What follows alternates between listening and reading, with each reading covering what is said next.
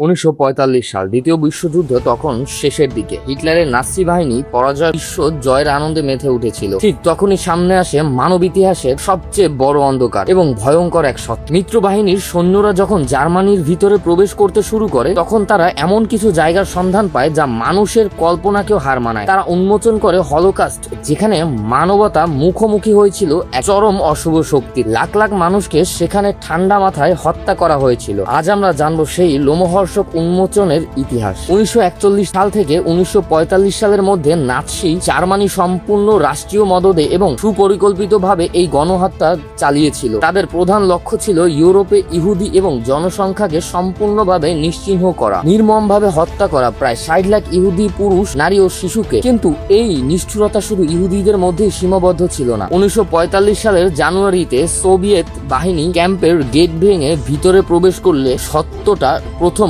পৃথিবীর সামনে আসতে শুরু করে। ভেতরে যা ছিল তা দেখে পুরো বিশ্ব স্তব্ধ হয়ে যায়। গ্যাস চেম্বার, গণকবর আর কঙ্কালসার কিছু জীবিত মানুষ। কয়েক মাস পর আমেরিকান ও ব্রিটিশ বাহিনী যখন ডাচাউ এবং বার্গেনে বেলসেনের মতো ক্যাম্পগুলোতে পৌঁছায়, তখন যুদ্ধক্ষেত্রে লড়াই করা কঠিন হৃদয়ের সৈন্যরাও কেঁদে ফেলেছিল। পরিস্থিতি এতটাই ভয়াবহ ছিল যে তিনি বলেছিলেন, আমাদের বলা হয় আমেরিকান সৈন্যরা জানে না তারা কেন যুদ্ধ করছেন, এখন অন্তত তারা জানবে তারা কিসের বিরুদ্ধে লড়ছে। হলোকাস্টের সত্য উন্মোচন পুরো বিশ্বকে ন্যায় বিচারের সংজ্ঞা নতুন করে শেখায়। এর ফলে পরবর্তীতে নুরেমবার্গ ট্রায়াল অনুষ্ঠিত হয়, জাতিসংঘের গণহত্যা কনভেনশন পাস হয় এবং মানবাধিকারের সর্বজনীন ঘোষণা তৈরি হয়। হলোকাস্ট আমাদের একটি বেদনাদায়ক শিক্ষা দিয়ে গেছে। ঘৃণা এবং বর্ণবাদের যদি সময় মতো রুখে দেওয়া না হয়, তবে তা পুরো মানবতাকেই ধ্বংস করে দিতে পারে। আজ আমরা এই ভুক্তভোগীদের শুধু একটি সংখ্যা হিসেবে নয়, বরং এক একটি হারিয়ে যাওয়ার স্বপ্ন ও সম্ভাবনা হিসেবে স্মরণ করি।